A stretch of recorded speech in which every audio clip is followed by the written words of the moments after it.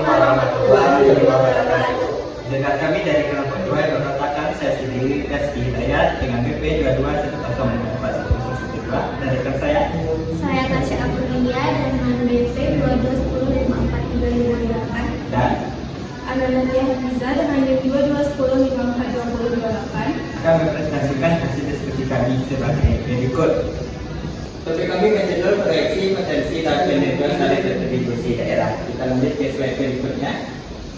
Nah, apa itu tentang distribusi daerah? Itu merupakan topik yang menjelaskan tentang distribusi daerah, yaitu potensi dari setiap daerah terhadap pembentukan asli daerahnya sendiri. Terdiri dari tarif retribusi, proyeksi potensi, penerimaan retribusi. Nah, ini berlangsung dari pemerintah setiap daerah tingkat pertama atau tingkat kedua baik provinsi maupun kabupaten kota. Kita lanjut. Tarif retribusi daerah adalah nilai rupiah atau persentase tertentu yang ditetapkan untuk menghitung pesanan retribusi daerah yang terletak. Biasanya adalah diskusi dari kepala daerah baik tingkat pertama seperti gubernur dan tingkat kedua seperti bupati dan wali kota melalui DPRD-nya masing-masing. Retribusi daerah setiap daerah berbeda-beda. Ada retribusi yang umumnya ada di setiap di Indonesia itu adalah seperti pajak kendaraan dan motor, dan juga misalnya kalau di daerah pariwisata seperti Kota Bukit ada pajak hotel, ataupun pajak-pajak misalnya di daerah Indramayu itu adalah pajak-pajak seperti pajak sawah, perkebunan, dan juga peternakan. Kita lanjut ke slide berikutnya. Nah, ini adalah prinsip penetapan tarif retribusi. Yang pertama adalah retribusi jasa usaha. Biasanya retribusi jasa usaha adalah untuk usaha-usaha besar. Misalnya di Padang ada semen petrak, itu ada retribusinya. Atau misalnya seperti bengkel Yamaha atau bengkel Suzuki, itu ada retribusinya.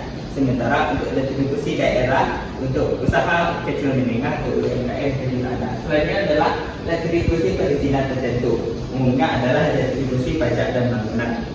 Kita lanjut. Nah, ini adalah private code atau semacam aturan yang wajib ditaati oleh semua pemerintah daerah di bawah Kementerian Dalam Negeri tentang retribusi daerah. Artinya apa? Apa manfaat dari retribusi daerah harus mencakup poin-poin. Salah satunya adalah pelayanan private code, lalu dapat subsidi, lalu juga seharusnya adalah penggunaan misalnya barang-barang grosir akan tidak terlalu menguntungkan produsen atau merugikan konsumen. Selanjutnya akan dijelaskan oleh rekan saya Tasya. Kepada Tasya, disilakan. Selanjutnya adalah proyeksi potensi penerimaan retribusi daerah yang bisa dicari dengan cara RPR FI sama dengan realisasi FI per target SI kali 100%. RPR itu adalah rasio pengelolaan retribusi X atau adalah jenis retribusi tahun perkenan. Selanjutnya adalah teori. Seperti yang bisa dilihat di depan, keterangan dari teori ini adalah RRX saja adalah pertumbuhan penerimaan dari retribusi daerah. RS prioritas adalah pertumbuhan teori penerimaan seluruh retribusi daerah. Dan adalah X satu adalah rata-rata penerimaan seluruh retribusi daerah. Adalah proses penelitian. Adalah contoh proyeksi potensi penerimaan 10 jenis retribusi daerah yang bisa dilihat dari gambar berikut ini. Selanjutnya adalah proyeksi potensi. Kebutuhan atau permintaan masyarakat akan dasar pelayanan tersebut.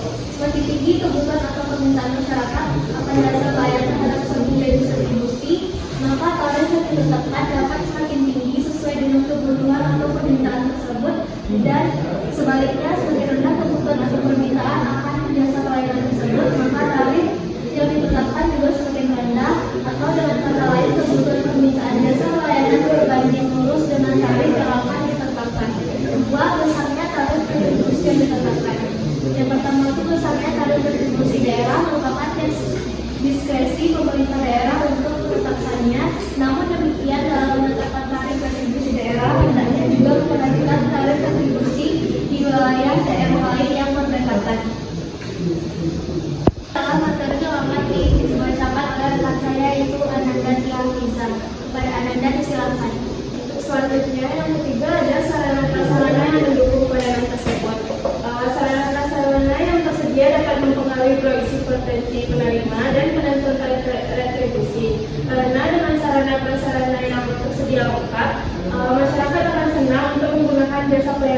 tersebut.